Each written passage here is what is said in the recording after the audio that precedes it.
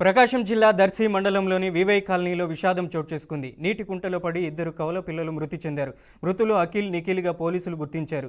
విజయవాడలో తల్లి దగ్గర చదువుకుంటూ ఉండగా దసరా సెలవులు కావడంతో అమ్మమ్మ వాళ్ళ ఊరు వచ్చారు. ఆడుకుంటూ కాలనీ సమీపంలోని నీటి కుంటలో ప్రమాదవశాత్తు పడి అక్కడికక్కడే ఇద్దరు పిల్లలు మృతి చెందారు. కళ్ళ ముందే ఇద్దరు కొడుకులు చనిపోవడంతో పిల్లల తల్లిదండ్రులు కన్నీరు మున్నీరుగా విలిపిస్తున్నారు. ఉదయం సుమారు 9:30 సమయంలో లంకోజునిపల్లి గ్రామ పంచాయతీ పరిధిలో ఉన్నటువంటి అగ్నిపురి కాలనీ దగ్గర ఒక ఇద్దరు పిల్లలు పక్కన ప్రొక్లేన్ గుంతల్లో వాటర్ ఉండేసరికి అక్కడ ఈత కొడదామని చెప్పి వెళ్ళి ఇద్దరు పిల్లలు కూడా మునిగిపోయి చనిపోయారు. వాళ్ళిద్దరూ విజయవాడలో వాళ్ళ అమ్మ దగ్గరుంటూ చదువుకుంటూ దసరా సెలవుల నిమిత్తము ఈ అగ్నిపురి కాలనీలో వాళ్ళ అమ్మమ్మ గారు ఉంటారు, పాటమ్మ గారు.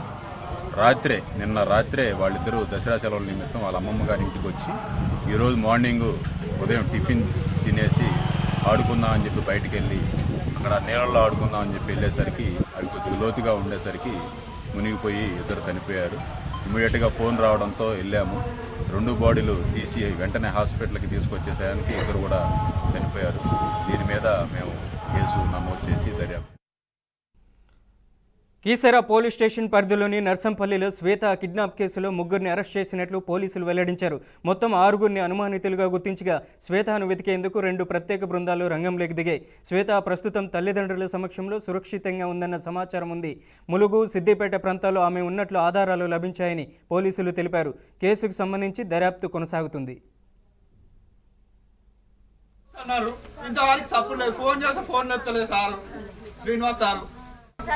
మాట్లాడి సేఫ్గా ఉందని నమ్మకం రావాలి కదా. ఫోన్ మాట్లాడిందని చెప్పినారు. మరి ఏంది మరి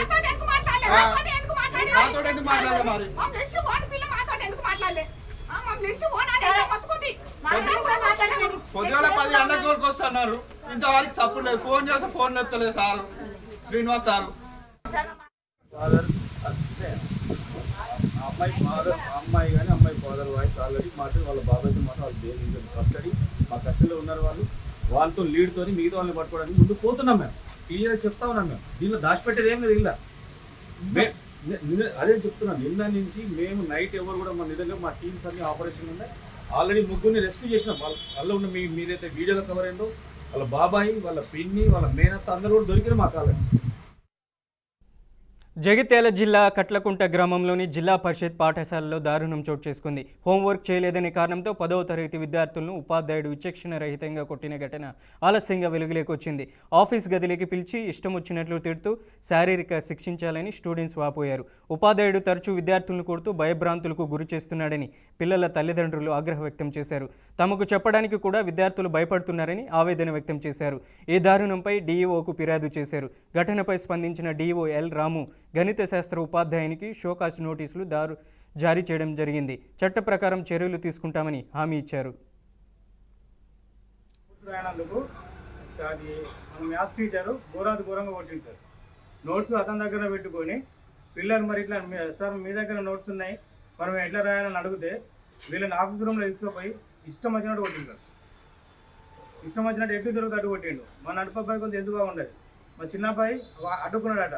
తర్వాత మా అన్న కొద్దిగా హెల్త్ బాగుండదని అంటే అయినా కానీ ఏం చూడకుండా వీడిని కూడా ఎటు తిరుగుతాడు కొట్టి ఇట్లా గొంతు పిసికి పైకి లేపి కిటికీ అంటూ పెట్టినట్టు మరి ఘోరంగా కొట్టిండు. ఇప్పుడు కొట్టిన నాకు ఫోన్ చేసిన తర్వాత హెచ్ఎం గారికి ఫోన్ చేసిన. అయితే మా పిల్లలు మన నోట్స్ రాయనందుకు అది మన మ్యాథ్స్ టీచరు ఘోరంగా కొట్టిండు. రాచకొండ వనస్థలిపురం పోలీస్ స్టేషన్ పరిధిలోని బిఎన్ రెడ్డి నగర్ సిగ్నల్ వద్ద మద్యం మత్తులో 2 యువకులు హల్చల్ చేశారు. బాలింతను తరలిస్తున్న 102 ప్రభుత్వ వాహన డ్రైవర్పై విచక్షణ రహితంగా దాడి చేయడంతో వాహనంలో ఉన్న బాలింత తీవ్ర భయాందోళనకు గురైంది. నడి రోడ్డుపై ఎందుకు గొడవ చేస్తున్నారని ప్రశ్నించిన స్థానికులపై కూడా 2 యువకులు దాడికి దిగారు. దాదాపు అరగంట పాటు నడి రోడ్డుపై హల్చల్ చేసి ప్రజలను భయభ్రాంతులకు గురిచేశారని స్థానికులు తెలిపారు.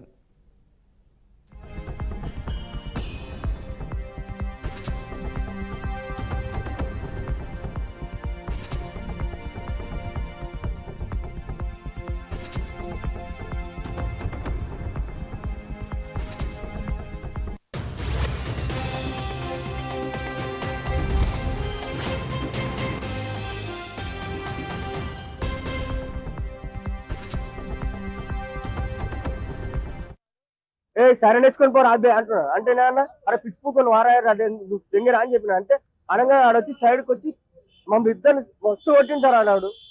పేషెంట్ వాళ్ళు మస్తు ఫుల్ ఇద్దరు ఉన్నారు, ఫుల్ ఆవిరి కొడుకులు తాగి ఉన్నారు, ఫుల్ తాగున్నారు.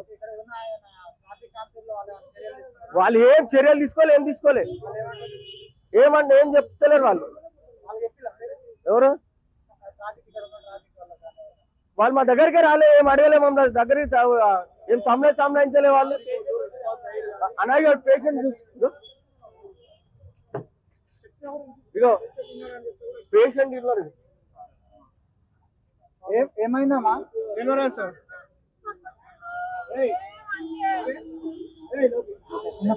పాప ఉంది, హాస్పిటల్కి వెళ్ళి వస్తున్నాం సార్.